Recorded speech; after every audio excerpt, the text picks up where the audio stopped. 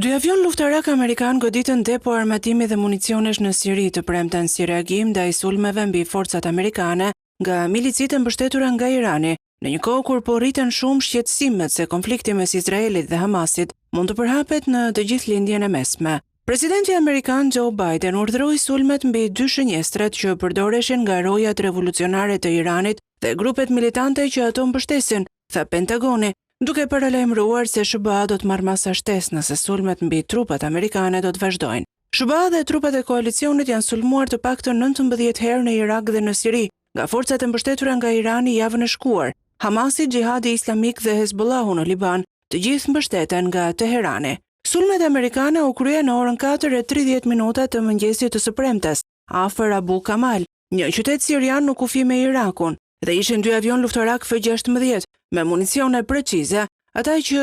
goditën shënjestrat. Këto sulme janë një reagim ndaj një serie sulmesh të pasuksesshme kundër personelit amerikan në Irak dhe Siri, nga grupet e militantëve të mbështetur nga Irani që nisën më 17 tetor, tha sekretari amerikan i mbrojtjes Lloyd Austin në një deklaratë për shtyp. Sulmet e mbështetura nga Irani kundër forcave amerikane janë të papranueshme dhe duhet të ndalen menjëherë, tha ai.